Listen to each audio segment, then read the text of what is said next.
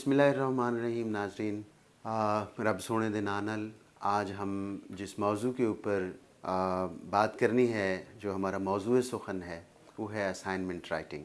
Actually जो assignment writing है वो बहुत एक खूबसूरत कंपोनेंट है जो रिसर्च एक्टिविटीज़ में, लेकिन उसको बहुत ज़्यादा इग्नोर किया जाता है।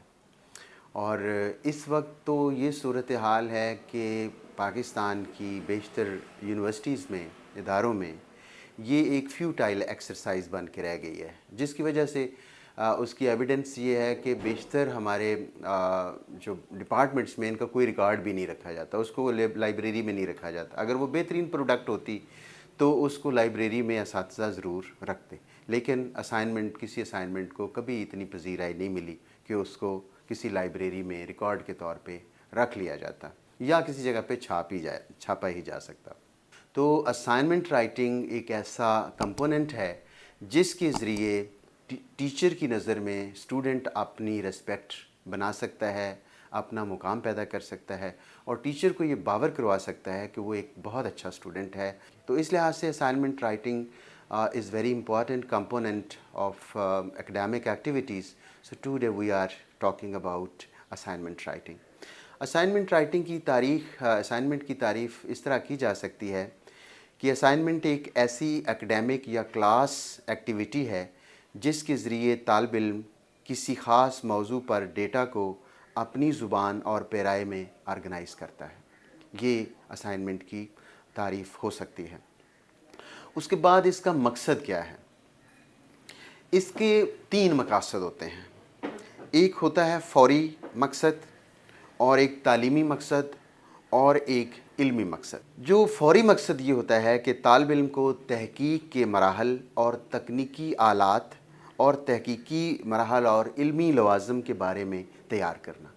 इसके ज़रिए उस्ताद अपने स्टूडेंट्स को तैयार करता है कि उन्होंने कल को रिसर्च कैसे करनी है, उन्होंने बात कैसे करनी है, उन्होंने आर्गूमेंट कैसे देना है, उसने रेफरेंस कैसे देना है और किन किन सोर्सेज़ को रिलायबल समझना है। तो ये एकेडमिक ईयर्स के दौरान में जो असाइनमेंट राइटिंग है उसके ज़रिए उसको उस्ताद ने तैयार करना है या उस डिपार्टमेंट ने, इंस्टीट्यूशन ने तैयार करना है, एक ह्यूमन रिसोर्स को तैयार करना है कि जो इसको समझ सके। उसके बाद जो है तालीमी मकसद है। तालीमी मकसद क्या है कि स्टूडेंट की एक रिक्वायरमेंट है कि वो थीसिस लिखें और उस थीसिस लिखने के जितने भी एक लाजमी मरहले हैं वो असाइनमेंट के ज़रिए वो हल करता है। अब ये देखें कि आप एक स्टूडेंट जो है वो रिसर्च मेथडोलॉजी पढ़ता है। आप ऐसे समझ लें ये कंसेप्चुअल एफ़र्ट है, एक कंसेप्चुअल इंडेवर है, और जब वो उसको बाकायदा इम्प्लीमेंट करता है असाइनमेंट के ज़रिए तो वो एक उसकी प्रैक्टिकल या अप्लाइड फॉर्म आ जाती है कि उसने वो जो रिसर्च मेथडोलॉजी पढ़ी है उसको उसने इस्तेमाल कैसे करना है अमली लिहाज से। तो वो आपकी जो तजर्बागाह है उन कॉन्सेप्ट्स की, वो असाइनमेंट राइटिंग है। वो एक्सरसाइज है कि जो स्टूडेंट को तैयार करती है कि उसने एक रिसर्च प्रोडक्ट को कैसे तैयार करना है।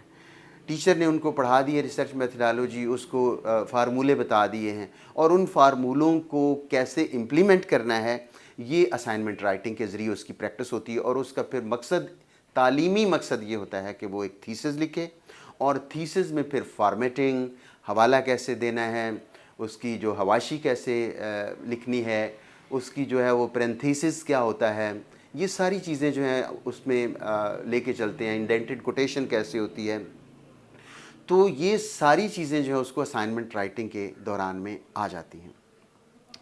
उसके बाद तीसरा जो मकसद है वो इल्मी मकसद है। असाइनमेंट राइटिंग का इल्मी मकसद क्या होता है कि जब ये सारे मरहले पूरे हो जाते हैं और वो एक अमली ज़िंदगी में चला जाता है तो वहाँ पे उसको ये जितने भी टूल्स हैं, रिसर्च टूल्स, वो वहाँ पे काम देते हैं। फॉर एग्ज़ाम्पल वो प्रोफेसर बन जाए, वो तहकीक करे, वो किताबें लिखे, और वो अगर किसी एनजीओ में चले जाता है तो रिपोर्ट राइटिंग लिखे। रिपोर्ट राइटिंग के इतने जो है वो आजकल है कि इंटरनेशनल लेवल के ऊपर लाखों रुपए लोग कमा रहे हैं रिपोर्ट राइटिंग में। उसके बाद अगर वो अफसर बन जाते हैं तो इंक्वायरी जो वो करते हैं, उसके बाद इन्वेस्टिगेशन करते हैं, फिर कमीशन बनते हैं बहुत बड़े बड़े जो हैं। तो ये आपको जो रिसर्च मेथडोलॉजी है, ये जो टेक्निक्स है असाइनमेंट राइटिंग की, ये वहाँ पे आपको काम देती है और वहाँ पे ये आप लेके चलते हैं। और अगर आप सहाफ़ी बनते हैं तो इन्वेस्टिगेटिव जर्नलिज्म में आपको ये काम देता है। और जब आपको ये सारी चीज़ों का पता है कि एब्स्ट्रैक्ट क्या है, इंट्रोडक्शन क्या है, और उसका मेन आर्गूमेंट क्या है, बहुत थीसिस क्या है, और उसको कैसे हमने इसको रिजेक्ट करना है, किस तरह इसको प्रूव करना है, फाइंडिंग क्या है, कंक्लूजन क्या है, रेफरेंसिंग क्या है, और ये सारी चीज़ें जब आपको पता चल जाती हैं, और ये सारी चीज़ें असाइनमेंट राइटिंग के ज़रिए पता चलती हैं, तो असाइनमेंट राइटिंग आपको आपकी अमली ज़िंदगी में भी काम देती है। और उससे आपको फ़ायदा क्या मिलता है? उससे आपको फ़ायदा ये मिलता है कि आप अगर इंटरनेशनल लेवल के ऊपर कोई प्रोडक्ट देते हैं तो उसमें आपकी इज़्ज़त बढ़ेगी, आपकी जो फाइनेंशियल प्रॉस्पेरिटी है वो उसमें इजाफ़ा होगा, और उसके बाद आपके इदारे का नाम होगा। जैसे आप बड़े फ़ख्र से कहते हैं कि वो जो फ़लाँ राइटर हैं वो हमारे डिपार्टमेंट से पढ़ा है, वो हमारे जो इंस्टीट्यूशन से पढ़ा हुआ है, तो या वो ये फ़लाँ उस्ताद ने इसको तैयार किया हुआ है। तो ये उस्ताद की भी रिस्पेक्ट होती है, वालिदैन की भी इज़्ज़त होती है, और जिस गांव से आप ताल्लुक़ रखते हैं उसकी भी इज़्ज़त होती है। और इसकी जो ट्रेनिंग बेस है वो आपकी जो है वो असाइनमेंट राइटिंग है। फॉर एग्ज़ाम्पल कि आप जब एमफिल में दाखिला लेते हैं या आपका क्लास वर्क है, तो उसमें बजाय इसके कि आप कभी कोई असाइनमेंट राइटिंग ले लेते हैं, कभी कोई टॉपिक ले लेते हैं, कभी कोई टॉपिक ले लेते हैं।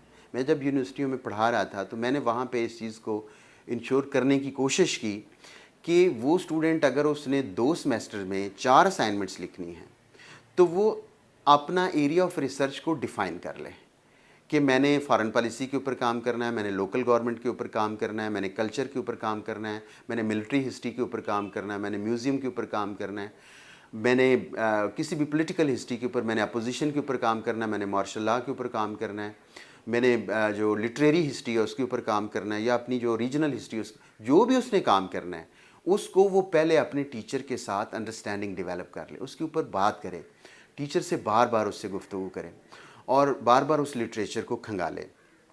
उसमें उसका एरिया ऑफ रिसर्च डिफ़ाइन होगा, जो टॉपिक है वो बाद में ले ले, लेकिन एरिया ऑफ रिसर्च उसको पता हो कि मैंने अपने डिस्ट्रिक्ट की हिस्ट्री के ऊपर काम करना है।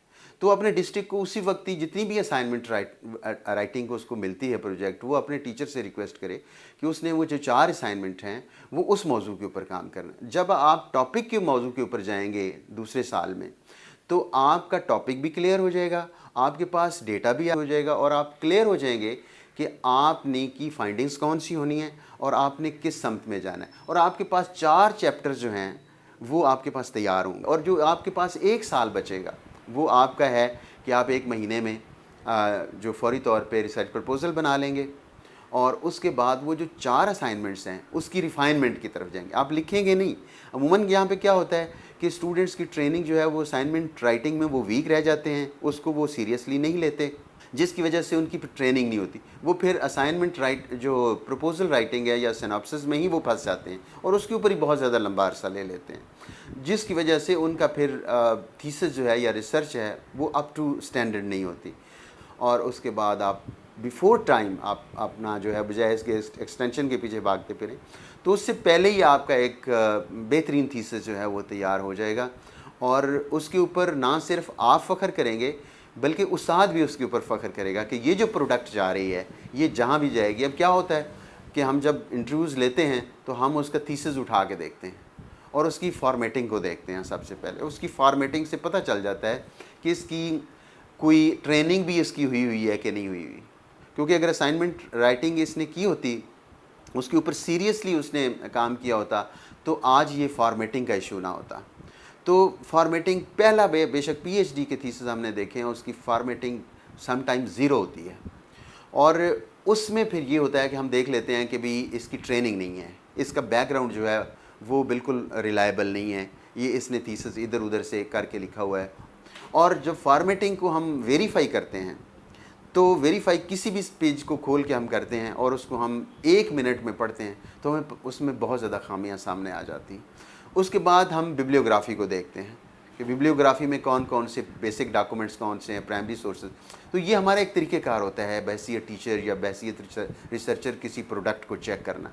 तो हम वहाँ भी उसकी रिलायबिलिटी का और उसकी कॉम्पिटेंस का और उसकी जितनी भी उस प्रोडक्ट का एक स्टैंडर्ड है उसको हम चेक करते हैं। तो ये सारी चीज़ें आपको बहुत ज़्यादा बेहतरीन प्रोडक्ट के तौर पे दे सकते हैं अगर आपने असाइनमेंट राइटिंग के ऊपर तवज्जो दी होती है। तो उसमें आपका एक इमेज टीचर के ऊपर चला जाता है, एक्सपर्ट के ऊपर चला जाता है, और उसके बाद जो है वो 1-2 मिनट में अगर आपका थीसिस पढ़ता भी है किसी जगह से तो उसमें उसको चीज़ बेहतर मिलती है, क्योंकि आपकी एक ट्रेनिंग से एक आप गुजरे होते हैं।